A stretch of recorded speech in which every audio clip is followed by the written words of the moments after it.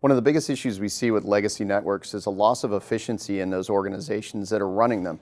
Loss of efficiency and productivity from their employees, loss of efficiency and time on the part of their IT and network administrators, and overall generally a loss of competition for that company that continues to hold on to the older technology. I think the biggest issue for organizations that don't upgrade their networks is really just that. They're going to have very hard times trying to keep up with the service level agreements of their organization. As you can provision virtual machines and virtual desktops on a whim, oftentimes they are held back by the ability of the network to support those new applications. If the network can't support it and can't deliver the data, then at the same point, that virtual machine is essentially non-existent. Next generation networks, there's 40 gig, there's fiber channel over Ethernet, there's microsegmentation, but honestly, we're still upgrading customers to 10 gig at the core. Modernized next generation networks have taken their lead from the virtualization push we've seen over the last 10 years, where VMware, Citrix, or Microsoft have pushed the reutilization of existing hardware on the servers and SAN side. We're starting to see that kind of morph over into the network, where we're seeing more of what is now termed software-defined networking, where the applications are going to drive how the network behaves. That's going to improve efficiency, lower cost, and also make existing infrastructures a lot more interoperable with between a lot of the different manufacturers. The next generation networks typically means moving out the older equipment towards the access layer, or there's always rip and replace. Most customers, when they think about keeping legacy architecture in there, is usually cost related. They say, oh, it's good enough. The issue you get with that is that you're actually not as efficient as you should be or think you can be. It's basically you don't know what you don't know.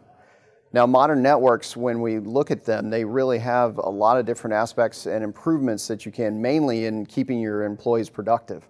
When we're looking at that, we also have to look at security. Do you know what's going on your network? Modern architecture, when it comes to networking, is really going to help improve your employees' efficiency, make your network more secure, and actually make your company more profitable. When we look at modern networks, we have to look at where you are now versus what the improvements you can get from upgrading your equipment. There has to be a true business value there to warrant or justify spending the capital to upgrade those networks. When it comes specifically to your IT teams, most modern networks are going to be extremely efficient compared to the management of your current legacy architecture. The time you spend putting out fires, keeping things running on your current network, all that can be used to be more proactive than reactive in the way that you're running your organizations now. That improves overall efficiency, happiness in your employees, also opens up time that they would be spending on managing the networks that you could also spend on innovation and advanced training for the employees you currently have. Virtualization brings a lot of efficiencies, ease of management, scalability, agility, and security, and the network needs to be there to support it.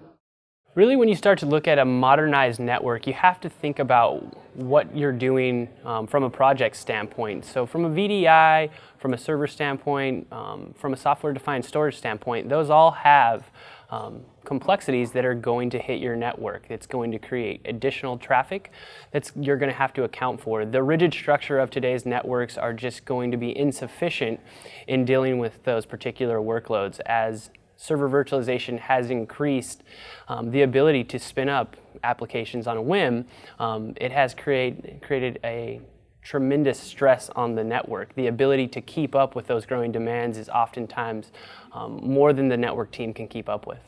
Well, the cost of doing it wrong is ridiculous. The potential downtime, and if the setup is wrong, then you lose the ease of management.